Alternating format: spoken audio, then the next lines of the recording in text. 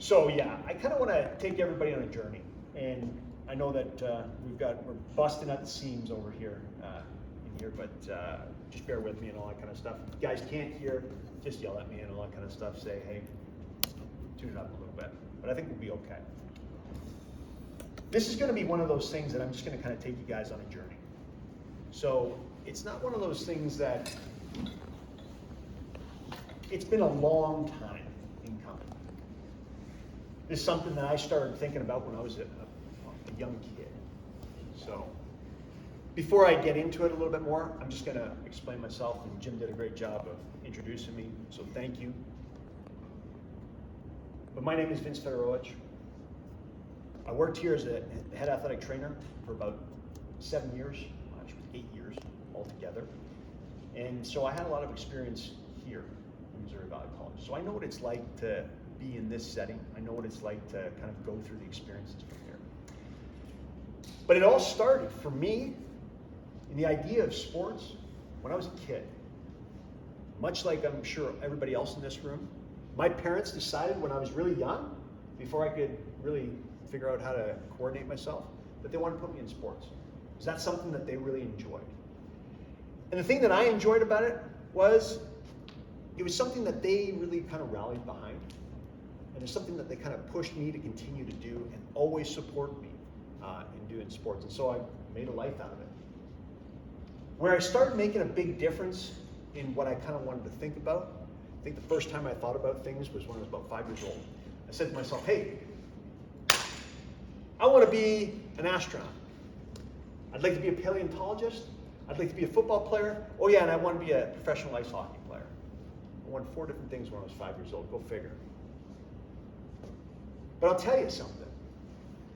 When you think about those different things, and I know a lot of you guys are probably thinking about this in this room, it starts from somewhere.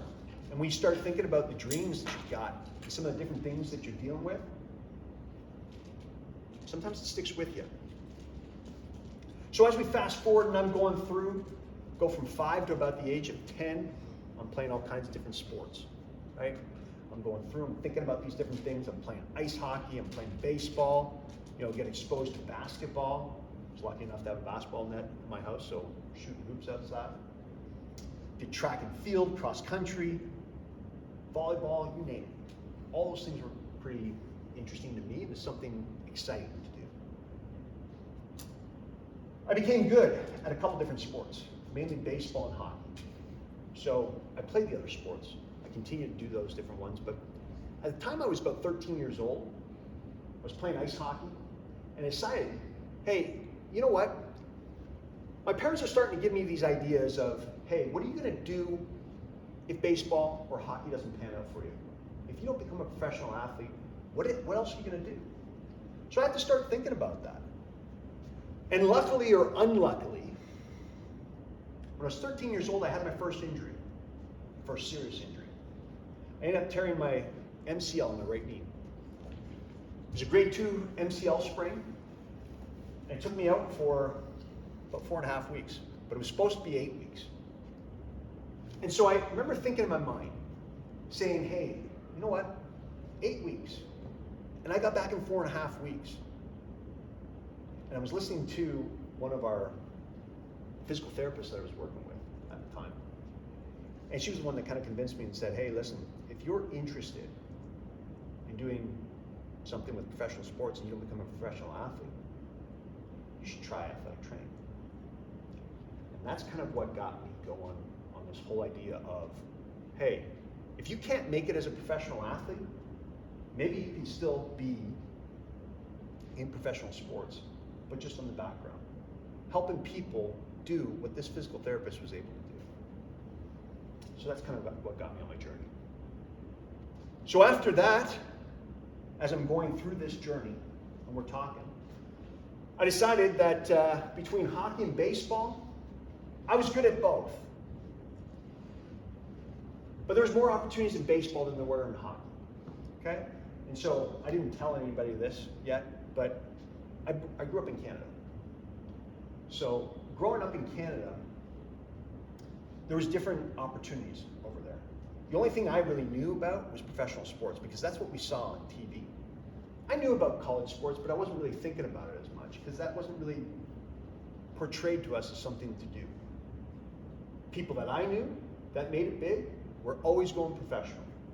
They might go to college and all that kind of stuff, but that was always a secondary thought. But when I started getting into it in high school, I started thinking, I was like, hey, you know what? I need to start thinking about this. There's got to be something else there because I'm going to tell you right now, I'm not going to be a first-round draft pick for the NHL. I'm not going to be a first-round draft pick in baseball either. So I'm going to do something a little bit different. So I ended up going on a baseball scholarship over to Graceland University. Okay? So for everybody in here, if you don't know, that's a team that we compete against in the conference. So all the way from the time I was 18, 19 years old to now, I know exactly what it's like to be here at this level. So I participated in baseball over there for 3 years.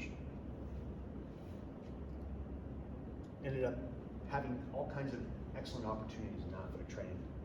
Had the opportunity to be exposed to professional sports, not only through Canada, myself, because I ended up doing an internship while I was over there in the summertime back in 2005. Worked with a bunch of first-round draft picks, worked with a bunch of professional hockey players at the time doing strength and conditioning and athletic training in my senior year, going into my senior year. And then on top of that, I was helping out because they were looking for some help in the American Hockey League with the Ottawa Stars in professional hockey. And so I ended up kind of starting my journey that way. Going on from there, I graduated from Graceland University, and then I had the opportunity to go and work for the Boston Red Sox for a season. Did that in the year for 2007. We were lucky enough to win the World Series, so that was an exciting thing that we were able to do. And then I went on and did my master's, got that done over at Old Dominion University. I did that for 2 years, did a graduate assistantship over at high school for 2 years, Booker T. Washington High School. Went on to another high school, worked there for about a year. It was over in Clifton, Virginia, called Centerville High School. And then from there, I ended up starting working in professional hockey full-time. So I did that for about 6 years. So I started off with the Quad City Mallards in the Central Hockey League, worked with the Arizona Sun Dogs for 2 years in the Central Hockey League. Then I went to the Abbotsford Heat in the American Hockey League, which is the top farm club for the Calgary Flames. After that, went to Bakersfield Condors in the East Coast Hockey League. And then I finished off my professional hockey career with Norfolk Admirals in the East Coast Hockey League. And then after that, came to this beautiful place. Got a chance to work here for 8 years. And then, what I currently do, I'm the Latin American Medical Coordinator with the Milwaukee Brewers. So I oversee all the medical operations over in the Dominican Republic for all our top prospects that we have in the organization that are from the Latin American community and also from around the world. We've got a couple Europeans, we've got some Mexicans, we've got Nicaraguans, Colombians, Panamanians, Venezuelans. So we've got a lot of different people that we deal with over there. So I've been lucky enough to work in professional sports since I was in college. Work with professional athletes since then.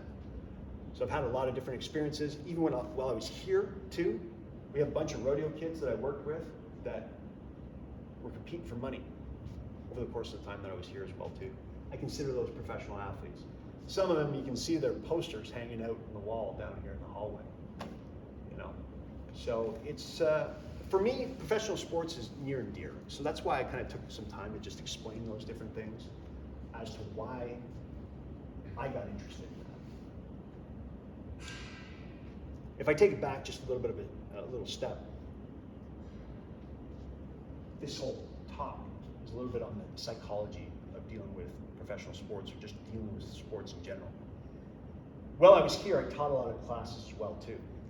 I taught athletic training classes, I taught exercise science classes, I taught in the education department. And one of those classes that I taught was sports psychology and sociology. And that was one of those ones that I really enjoyed. And I enjoyed that class because when I was your age, and I was over at Graceland University, we had a sports psychology class. And that was my favorite class. Oh, hold on. I like my athletic training classes. I really enjoyed those ones. But I was only exposed to one sports psychology class over at Graceland. And that was by far my favorite one. Because at the time, being an athlete and getting some new material, some different things that I didn't know, that was pretty cool. So to be able to have the opportunity to teach that while I was here was really nice. It was something that was pretty cool. So I enjoyed those experiences. Part of the idea of just telling you guys the background is just to kind of show you guys where I'm at. All the different things that it took to be here. And that's important. Because you don't know how things are going to go in your life. While I was here, every single person said to me, that was an athlete that came in, hey man, I'm going to make it as a professional athlete. I said, I hope you do. I think it's great. I think people should be dreaming. I think everybody should be thinking about those different things.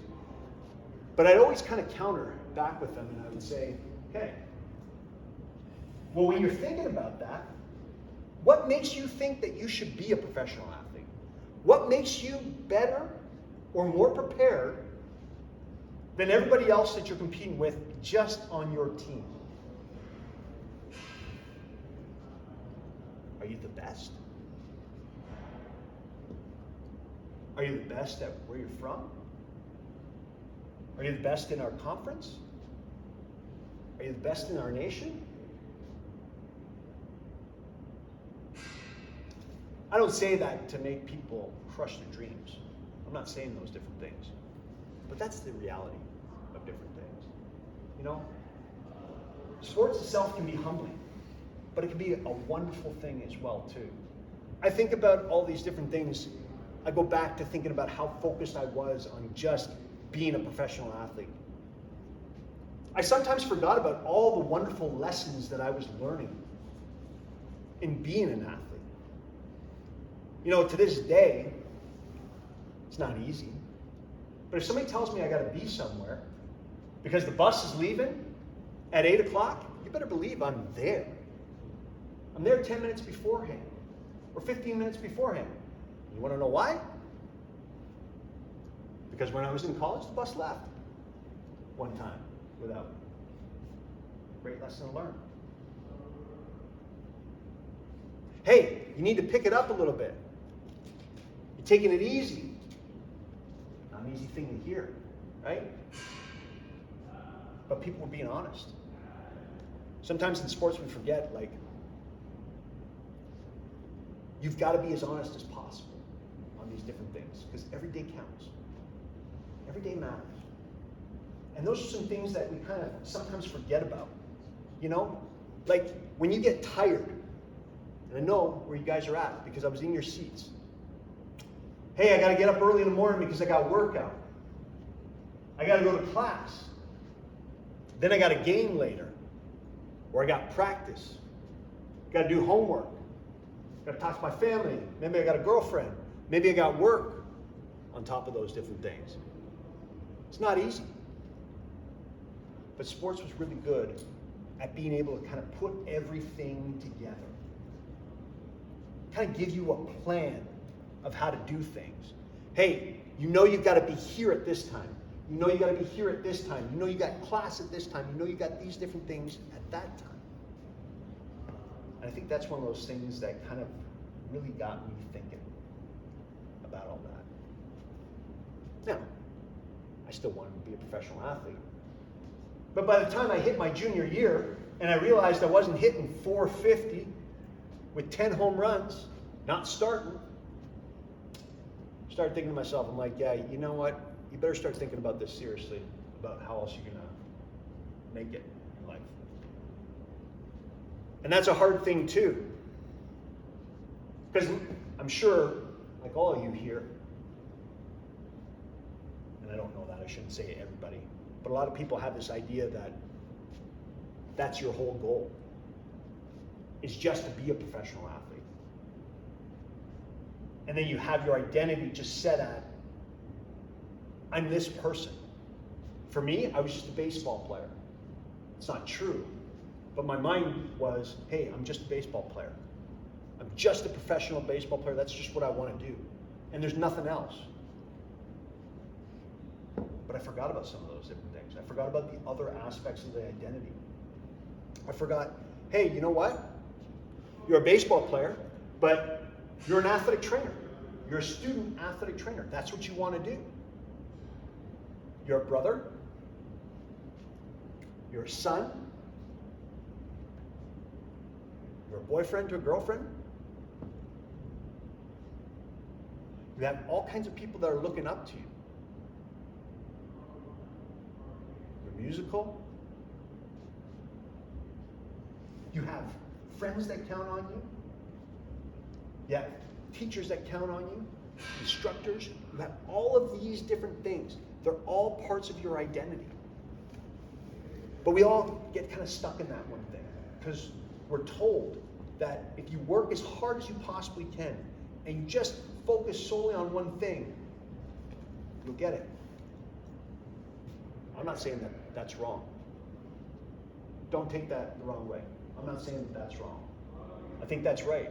I think if you've got a goal, you should be doing as much as you possibly can to get that goal. But I'm also saying that you should open up and recognize that there's a lot of different things that are going on. And so the idea behind this talk today was just talking about the psychological perspective of what it takes to be in professional sports.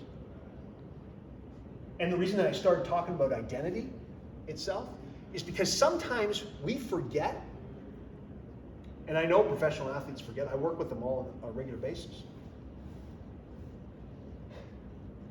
One of the saddest stats, 80% professional athletes, after 2 years, end up going broke after they're done. I hate that stat. I think that stat is absolutely awful. You work so hard your entire life, and your identity is just focused on that one thing because people tell you that that's the thing that you should focus on. And then we forget about the other things that end up happening. Oh man, I've worked so hard to become a baseball player, but how do I manage money? Who should I trust with my money? You sign a $5 million contract. You think everybody's just going to be like, hey, $5 million bucks, go ahead, do whatever you want. No, it's the exact opposite, right?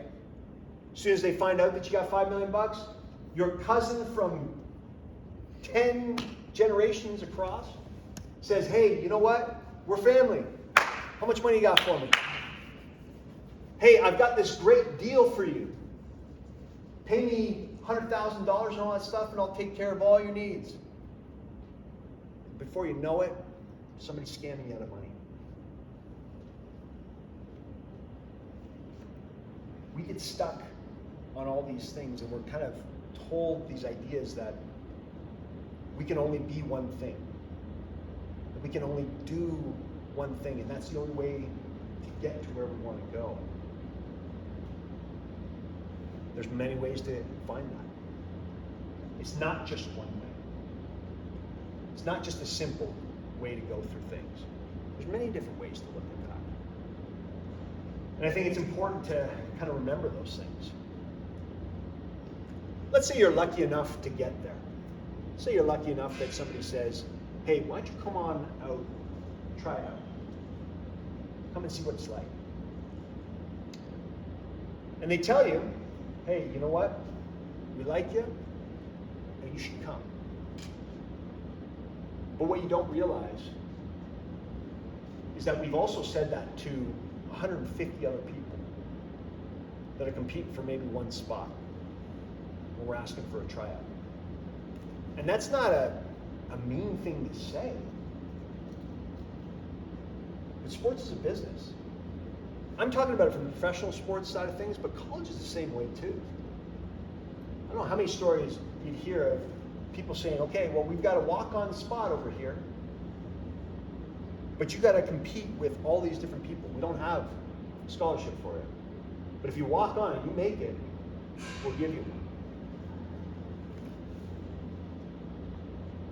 What kind of mentality do you have to have to do those things? What kind of confidence do you have to have in yourself to make that? What kind of will do you have to be willing to fail? I think those things are really important to think about. I think that's something that we all need to make sure that we're just kind of discussing and thinking about if we're looking at things. And I know I'm talking about this from a sports perspective, but that's no different than life in general. Your problems don't get any easier. And I know this is sounding bad on this side of things. They'll get better. But you got to make decisions. People are going to ask you to do things. There's going to be certain times that you're going to do things that you don't want to do. There's going to be certain times where you think that everything is going great, and then all of a sudden, boom, the floor gets taken away from underneath you. Sports was really good at teaching me about that. That's what life is like. Sports is a reflection of life. We haven't kind of thought about that yet. That's the way it is. You're cruising along, things are going great. Maybe your team is doing amazing. And then all of a sudden, coach pulls you to the side and says, hey, we know everything is going well, but we need you to go and do a different role for us. You might be the best player on the team. They might be asking you to do something that you're not comfortable with. And then it changes. Life is going to be the same way too. Hey, you're really great at this. Maybe you're a teacher. You're really great at teaching. But you know what? Right now, we're going to bring in another person. We need you to do this. Are you willing to do this? And the choices aren't very nice usually. The choices aren't like, oh, okay, it's okay. If you say no, everything will be all right. No, generally it's like, hey, if you don't do this, then we don't have you any longer. You might have to find a new spot. Sports was just like that as well too, you know, in a lot of perspectives. So how do we combat this? How do we combat these different things? How do we combat things that we don't want to hear about, but the truth? You think about confidence. That's the first thing that I always try and impress upon people. You have to believe that you can do it. Because I know right now, with everybody in the room, there's only one person in here that probably thinks that you're going to accomplish all the goals that you think. Hopefully. And if there's not one, then there's zero. Confidence is really important. Building that. So people will ask, well, how do you build confidence? You build it from doing things the right way. And you continue to be consistent on doing those things. Doesn't mean that every single day that everything is going to be perfect. The analogy that I like using, because I'm in baseball currently, best hitters in baseball hit 300. That means 3 out of 10 at bats, they get hits. The other 7 times, they fail.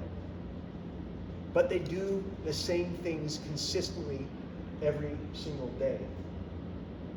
And that's what we put our things as a pedestal. Hit 300. Consistently doing those things day in, day out helps build that confidence.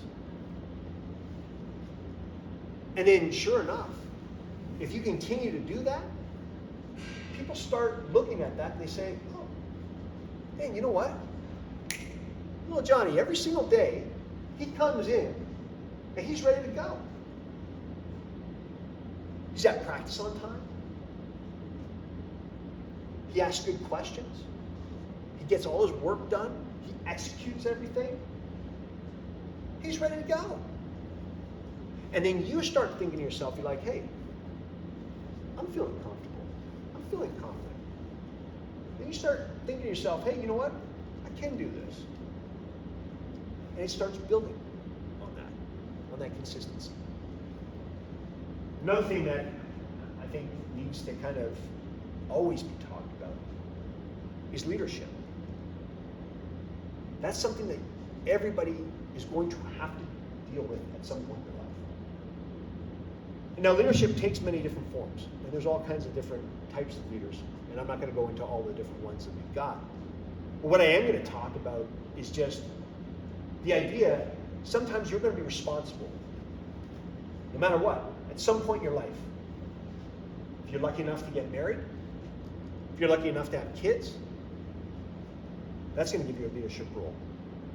If you work at a place, if you play in sports, you're going to be a leader at some point. Somebody's going to ask you to be a leader and be responsible. The more practice that you can get in being comfortable leading, that's important. So people are going to ask, well, how do I get comfortable being a leader? Here's one of them right now. Getting up, talking in front of people. Thinking about planning different things about what you're going to say.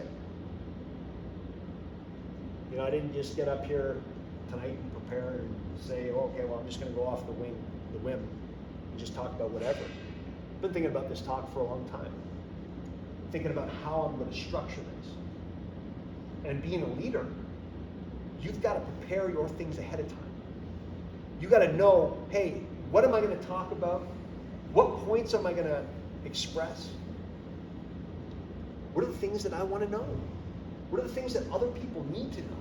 How can I communicate better? That's a big one with leadership. Communication. How well do you communicate? How well do you communicate with people above you? How well do you communicate with people below you? How well do you communicate with people around you? That becomes a really big deal. But those are ways. Those are ways to build yourself up. Those are ways to get better.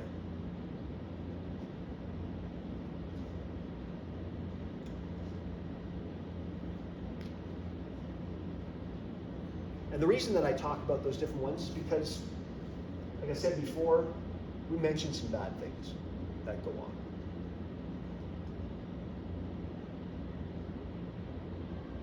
But when you combat those things with self-confidence, leadership, and you start thinking about things like goal setting. Goals are great because if you do them appropriately, they are a plan for where you get. And I'm not just talking about a goal of saying, hey, listen, I want to be a professional athlete. Now, that's nice and dandy. And that's fun if you can get there. But goals should be process-oriented because you'll get more out of them than just focusing on an end goal result. And what I mean by process, I'm talking about, hey, how am I going to get there? What's the journey going to be like for me to be a professional athlete? What are the steps that I need to accomplish in order to get there? You know, is it taking 100 swings at night? Is it making 1,000 free throws in a week? Is it shooting 1,000 three-pointers in a week? Is it going through the exact same play 15 times in a row and making sure that you make every single catch as a wide receiver?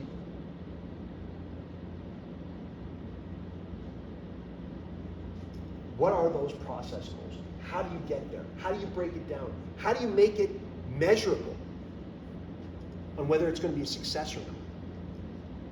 Those are the things that help you kind of combat all these other issues that go on.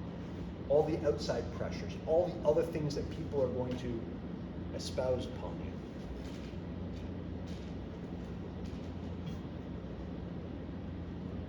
Don't get me wrong, this talk is not supposed to scare anybody at all. This is supposed to be one of those things where it's like, I'm trying to build your ideas up of how to combat life when things throw it at you. And thinking about those different things, it's really important. And I think it's one of those ideas that when you start thinking about how you want to get there, and you start thinking about the goals, and you think about the leadership and the self-confidence and the ways to boost yourself, set yourself apart from other people, that's what makes it fun. I don't know what time you guys get up every morning now, but I get up early. And sometimes I get up early, not necessarily because I have to, but because I want to be prepared for what's coming for the day. And that goes into our whole idea about planning. How well can you plan something? What are you thinking about? I've heard all kinds of different quotes over the course of my time, and I listen to guys like Tony Robbins, David Goggins, Jim Rohn. Those are the three I can think off the top of my head. There's some more. But one of the things that they always talk about too is having a plan and acting and knowing that that plan is there for you. And that your day is kind of planned out the way that you want it to be. Jordan Peterson always talks about having your day planned so that you know what to expect and that you actually have free time. We have this idea that if we just kind of go through and do nothing and just go off the whim, then everything is going to be at our freedom and that we're going to have time to do everything that we need to. But from previous experience, from research and all that stuff, we find out that most people, they think that they have all kinds of free time, right? But they end up, you might play video games for 10 hours a day. It might push off your homework or might push off your practice schedule to do those things. But you also have the anxiety of thinking about all the different things that you need to do because you've procrastinated that long. So you're no longer actually free at that point because you're still thinking about those things. Mentally, you're like, man, I've got to do all these different things. As opposed to saying, hey, you know what? Maybe tomorrow, so that I can play my video games, so that I can make sure that I got my homework done, so I can make sure that I go to places on time. Maybe I should have it all planned out. Okay? I know I've got to be at class for 8 a.m. Maybe that means that I got to wake up at 6:30 a.m. Oh, hold on a second. You know what? We've got early morning workouts. That means that we're going to be at 6:30 a.m. over there, so that means I got to probably get up at least 6 a.m. All right? We know that we got early morning workouts at 6:30, so we got to get up at 6. We got class at 8. Next time that we've got a break between 10 and 11. Man, you know what? We should probably grab something to eat, because otherwise we don't have another break until like 2 o'clock, and then we got practice right after that. When am I going to have time for my video games? Oh, okay. You know what? As soon as practice is done, got to eat something. Maybe right after I eat something, I'll book in an hour for video games. And then after that, maybe I need to book in 2 hours for homework. And then I need to get some sleep. Now, most people would say, okay, well, we're just talking about a schedule right there and all that stuff. It doesn't sound like I've got any free time. But you got your day planned out. The freeness is no longer the anxiety to think about those things. You don't have to think about it anymore because you've got it planned out. You know each part of your day is planned. Then you do have free time. And then you can start thinking about other things. And then maybe it's like, well, okay, now that I've got my plan down, and I've got all these different things, maybe I've got a little extra time to do something. You know what? Coach was talking to me about working on a skill and all that kind of stuff. Can I book that into my day? Yeah, you know what? I've got a little time over here. I can book it in there. Let's book in a half hour over here, or 45 minutes. And then you can get into all these wild things too. Like thinking about visualization. Visualization is always interesting in my mind because if you do it correctly, and I was exposed to this when I was a young kid, when I was like 11 or 12 years old. And what I mean by visualization is actually visualizing what's happening, what you're going to do. And when I say visualization too, I'm talking about actually visualizing you doing the correct thing and doing it appropriately. Not, hey, I'm going to miss this shot, or hey, I'm going to not hit this home run, but you actually visualizing that. If you get really good at that, you don't have to practice as much. Because studies show that if you can visualize it and you can mentally get into that idea, you don't have to practice nearly as much. Because the majority of the time, the difference between what we talked about before, let's say a Major League Baseball player and a AAA baseball player, has nothing to do with physical skill. They're on the same level, but it's their mentality. Generally, the Major League Baseball player knows that if they get a fastball down the middle, they're going to hit a home run. And they visualize this a million times in their head, thinking about those different things, and they believe it. Whereas the AAA player might have a little bit of doubt. Remember, that's not everybody. That's something. And that kind of leads into that whole self-confidence, planning, all of those different things. The ability to think about those different things and kind of put it all together.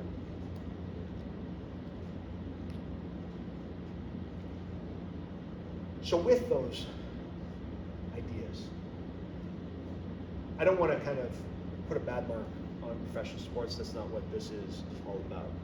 It's just the reality behind it. What kind of mentality do you have to have in order to be in that? So we're talking about it mainly just from an athlete perspective.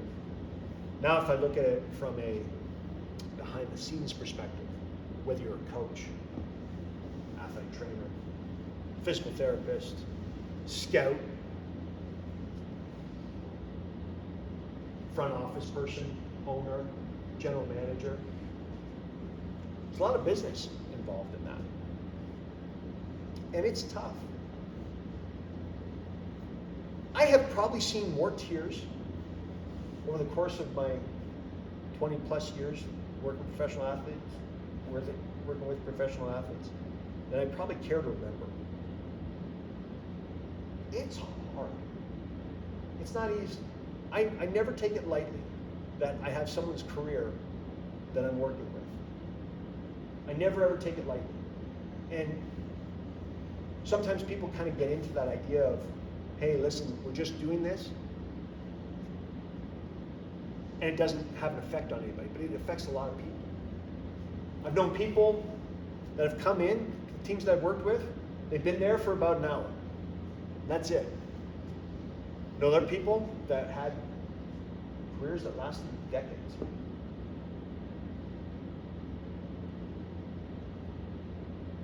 You have to understand that professional sports is not just this glamorous place. It's a business, just like life. You have to perform. Every day counts. Whatever you did yesterday doesn't matter today. And I don't mean that lightly. Each day you have to continue to improve yourself. And I kind of think that's the same in life as well too. Just because you were great yesterday, well, you got to do it again. You got to wake up and do it again.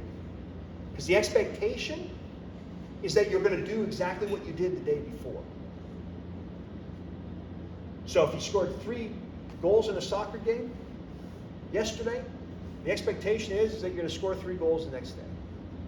Whether that's true or not, everybody understands there's some reality to that.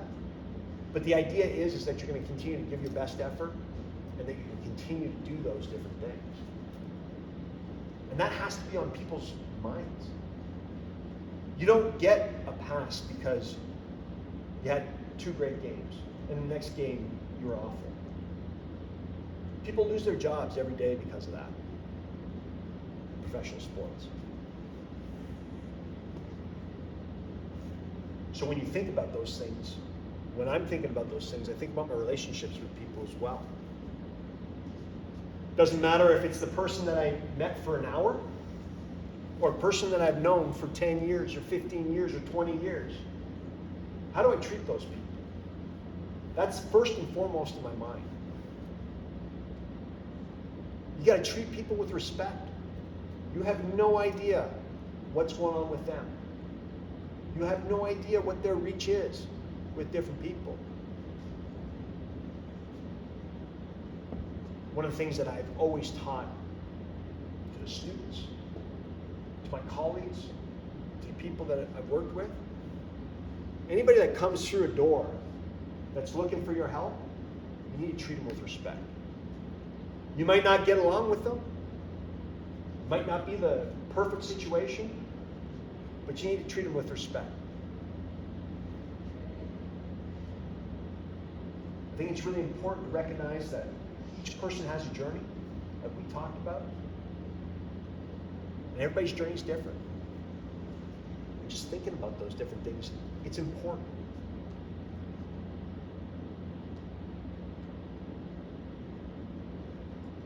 Everybody's life has meaning. And you can't let that slide. That's something that it's always important to remember. So with, professional sports and thinking about the psychology behind the sports just in general, I mean, it's a wonderful place. It's a wonderful place. And it's a great microcosm of what real life is like. But it's also one of those things that you have to kind of learn and go through. And you got to be willing to fail. The beauty of sports itself is that, like I said, every day counts. But if you had an awful day the day before, that next day rolls around, if you still got a shot, you got a chance to make a difference. Same thing in life. Today maybe you didn't do everything that you were supposed to, but tomorrow you got a shot. Tomorrow you got that chance. You've always got that chance. I think the last couple things that I just want to leave you guys with, I'll answer any questions that you guys have.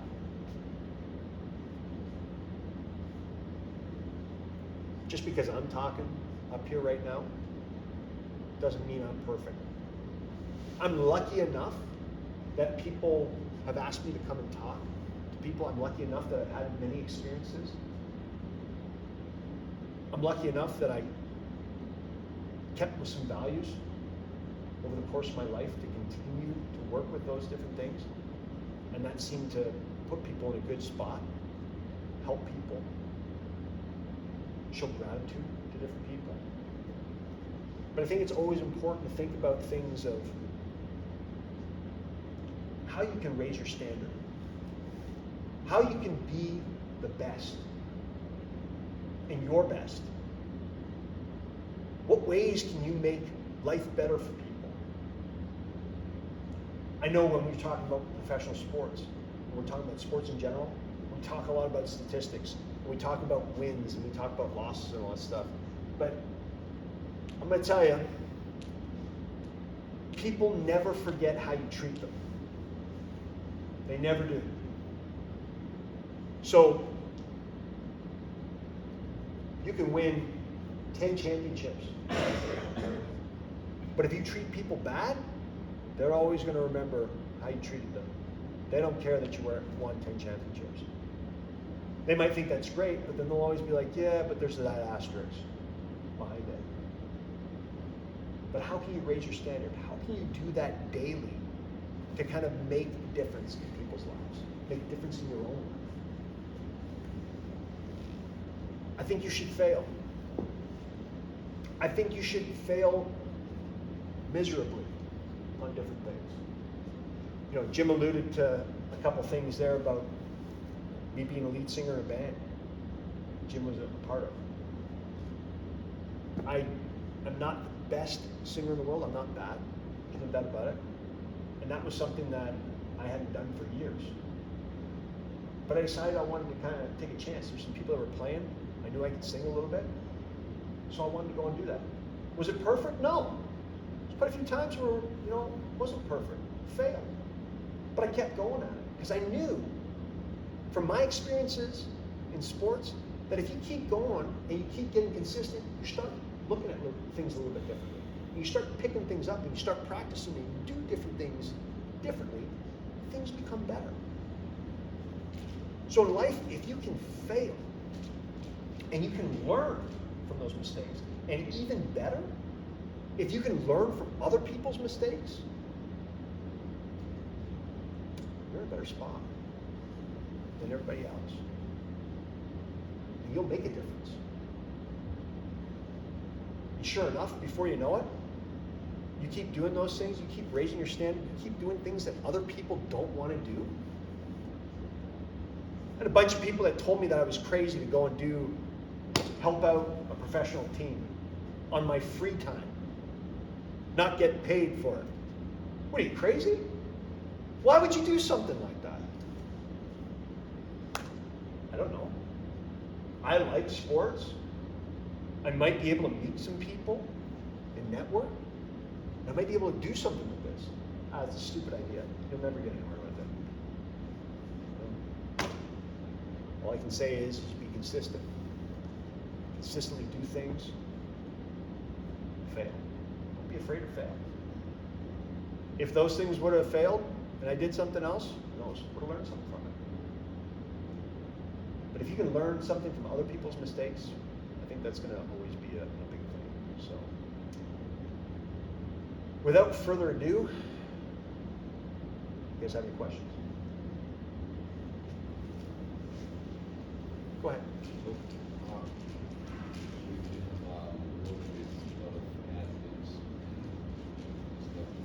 What do you think is like the key to differentiate like a professional athlete from a normal athlete?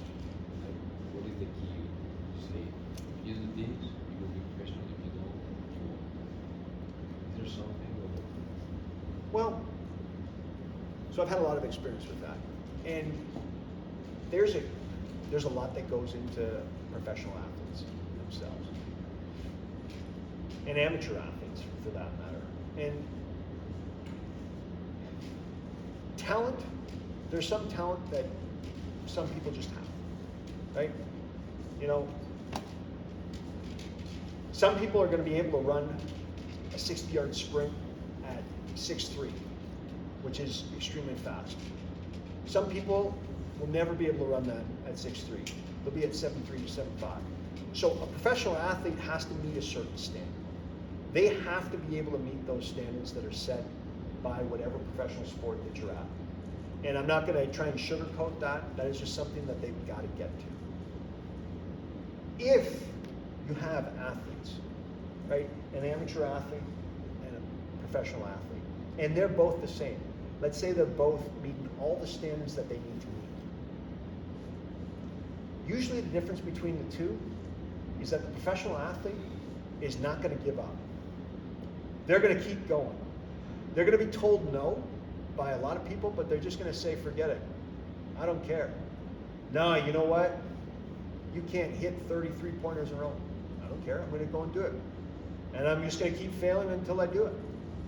Generally what happens with the amateur athlete is they're done. They try it a few times and all that, and they think that it's impossible. And those are kind of some of the things that it's hard to explain on that side of things, but it's the mentality. I don't know how many times professional athletes go through a lot of rejection. People don't see that. They see the few people that go through that make it. You know, there's all kinds of people that made millions of dollars. You know, Juan Soto just signed a contract for $765 million over 15 years. Everybody thinks that every baseball player is going to make that. The average professional sports lifetime is 2.5 years. In order to make it 2.5 years, you have to be the best.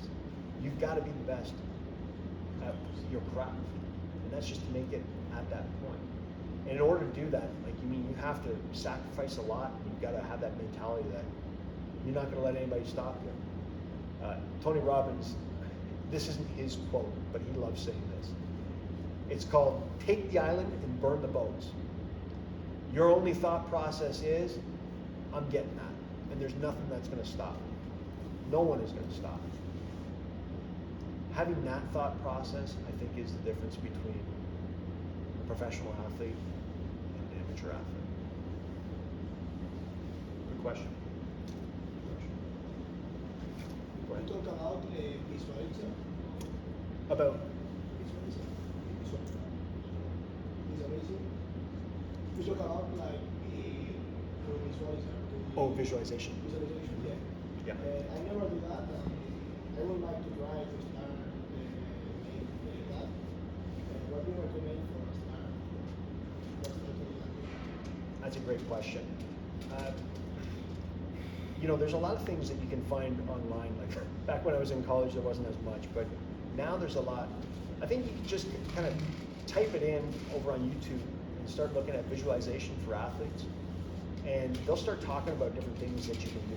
A couple things that I always start talking about with different people is you got to start off like really easy. So, can you visualize something that you do every day? Right? Can you visualize yourself waking up in the morning? Can you visualize yourself eating cereal? Can you visualize yourself walking to class? As you get better at those different things and you start thinking about them, you start thinking about the different sport that you're in. Okay, so whatever sport I'm in, can I visualize myself doing the task that I'm trying to accomplish? Can I see myself doing it? And this is getting a little bit more in depth into it, but there's many different perspectives. Sometimes you have your point of view perspective, but you can also have a perspective where you're looking from the outside, looking in, kind of like a camera angle, when you're watching video, an outside perspective, and looking at those different things. And as you get better, you become more and more vivid with these things as practice goes on. It's just like practicing whatever sport that you're in. If you continue to hone those skills and you practice them, you get better. The beauty of visualization is that you don't have to harm your body in doing visualization. You just have to stay focused on doing that. You can go through the same play 1,000,000 times, maybe more, however many times that your mind can go through that process. And that's going to be way more than what you can practice and physically go through without injuring yourself on doing those things. But a lot of people just see the physical aspects behind it because, like we talked about before, you have to meet certain standards in order to get in certain places. But I'll always tell you, the people that succeed more are the ones that are able to think differently than everybody else, right? Can you get to a point that you've done this 1,000,000 times without actually doing it 1,000,000 times physically? And that's the idea behind the visualization itself. So I would start small and just kind of start thinking about how you would go through your regular routine and skill. And there's a lot of different good resources on that. I mean, I'm not sure exactly who teaches sports psych over here, but that might be somebody to reach out to. That might be someone to kind of hone in on. And just kind of maybe send them an email and say, hey, listen, I'm interested in visualization, and I just want to know a little bit more about it. What resources could you give me? I mean, I used to have the old textbook, but I'm sure there's something that's a little bit more usable now. But the idea behind visualization is it's trying to get it as vivid as possible and try and make it as realistic. So it's almost like reading the book and kind of imagining it in your mind and saying, okay, as I'm reading these words on the paper, can I see myself in this situation and place myself there? That's the same idea with visualization. Can I actually get myself to that place? Can I visualize myself doing these things correctly? Okay. Okay. I think one of the things to do just so that we in touch with the alcohol that out there. Okay, so Lindsay Hawkins would be a good person. Or you can get in touch with me directly and we'll see who's out there. Yeah. Talk to Jimmy about it. Check Yeah. it out. I have a question. Yep. It kind of seems like, especially now as it's growing, there seems to be more of like a definitive line between athletic training and like sports psych. What do you kind of see in that? Like, is there a point where you have to pick one way or the other if you're going to pursue? You know, that's a great question. I'm going to tell you a little backstory on this. So initially, when I was doing athletic training in undergrad, my idea was I wanted to do a master's in sports psych. That's what I really wanted to do. Because I'm going to tell you, there's yes, they call it a dividing line on it, but as an athletic trainer, you're still going to have to use a lot of psychology and sports psychology based on that, because those lines blur. You're with those people every day. The beauty of athletic training itself is that you get an opportunity to see these athletes day in, day out for the course of the season that they're there. So they are going to get to know you very well. You're going to get to know them very well. So they're going to ask you all kinds of different questions, and you're going to have to kind of start thinking to yourself, how am I going to answer this question? Now, sports psych professionals, and we deal with them a lot with Milwaukee Brewers, they have a role to play in it as well too, because they've got their expertise on doing that. And they can look at things like we just talked about with visualization. They can help out when people are going through the yips, and they've got different ideas on that. They can kind of help talk about those different things. They can talk about the mental health aspect. That doesn't mean that athletic trainers can't on that. Everybody can be a part of those things. Ironically, when people have asked me this question before, I've kind of tried to convince people that if they're thinking about that route, they should try and find a way to see if they can do a master's in sports psych and see if they can do that. Because especially if you're going through and you really want to be an athletic trainer, that's another piece that's beautiful. And it just kind of, it opens up the doors. So I've had a lot of different students. I've had students that have done physical therapy as well as athletic training. I've also had students that have done athletic training as well as counseling or sports psychology. And athletic training is wonderful. Having those extra parts just make you more learner. So I would never turn anybody down from doing those things. There is a line, but it blurs. It blurs. And if we're just speaking about athletic training specifically, I love it. I've been doing it forever now. The collaboration piece in athletic training is really important. And I think it's one of those things that you'll find that if you do become an athletic trainer, you'll end up talking with all kinds of different healthcare professionals, and you become kind of the glue that holds everybody together. That's the way that I always think about with athletic training, because you're the person that is closest with the team, and you kind of have a pulse on what everybody needs to do, on whether they need to be seen by a physician, whether they need to go and seek physical therapy, whether they need to possibly, you can help a doctor say, hey, listen, I've seen this and all that kind of stuff. Maybe we need to get imaging for this person. Maybe we need to get some blood work. Start helping people jog things together and say, hey, listen, you know what? Maybe we need to bring in this healthcare professional, or maybe we need to bring in this healthcare professional to help out in sports psych. And say, you know what? I've been talking with this person and all that stuff. They're not doing as well as they were before. The behavior's changing a little bit. Why don't you have a conversation with them and talk? So that's one of the beauties of doing athletic training in general, is that you get the opportunity to work with all kinds of different healthcare professionals. But if you are interested in sports psych and you're interested in athletic training, I would try and convince you to do both. I know that's not always an easy ask on doing those things, but as I've learned throughout the course of time, everything is negotiable and everything can happen. You just have to be willing to try it out.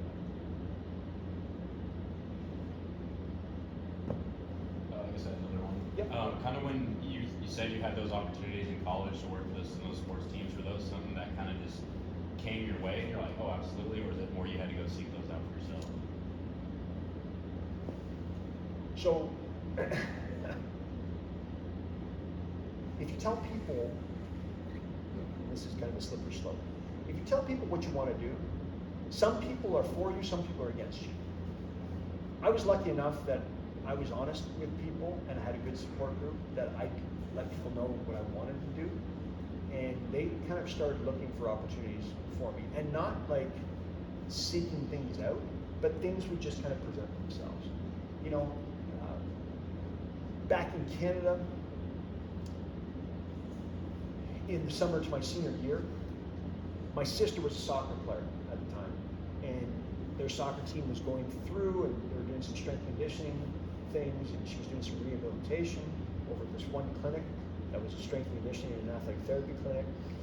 And my mom was like, oh, well, you know, you're an athletic trainer, you're interested in all these different things.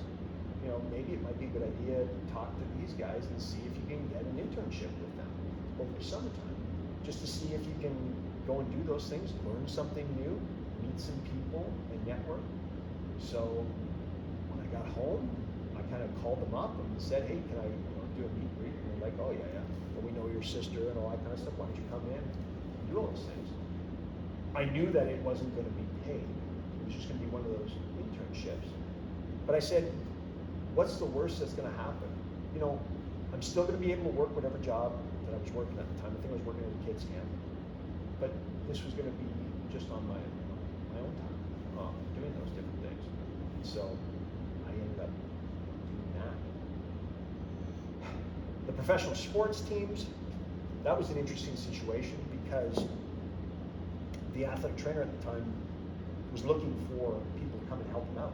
He was asking all kinds of different places, different schools, to say, hey, would your students want to come and just help me out on game nights? Like, I don't really need them to do much. It's just kind of, helping out on the visitor side to kind of help things going back and forth to make life a little bit easier. Help with communication, help with care, do all those things. And he was striking out right, left, and center. So he got in touch with our program director at the time over at Grayson University and just asked our students be interested in doing it. And it just so happened that our program director, John Bartholomew, was an avid hockey fan. And he knew that I played ice hockey growing up. And he knew that a group of us would all kind of be interested because we're all sports nuts. So we all kind of got an opportunity to do that because he just asked and was looking for help, and we were willing to take that opportunity. Yeah, it sucked, I didn't get a chance to party on a Friday or Saturday night, Man, on a Tuesday night, you got to go out there and all that kind of stuff. Next morning, you got to get up at 8. You might have different things going on, but it was one of those things that I knew deep down inside that if you had an opportunity to do that, it's an opportunity, right? You make the best out of that opportunity going forward. So, ironically, I'll say this now, and I still joke about this, but out of the people that went to go and help out, just out of their own time, there's 3 of us that are working in professional sports right now. And I'm the one that's probably in the lowest position out of the 3 of us. So don't ever count out when people are asking for help. You get an opportunity to do something, go for it. You don't know where that leads. Question? Any others? Okay. Thank you everyone for being here. It's always a pleasure talking in front of people. Hopefully you guys learned a little bit today. If not, I appreciate your time. Thank you.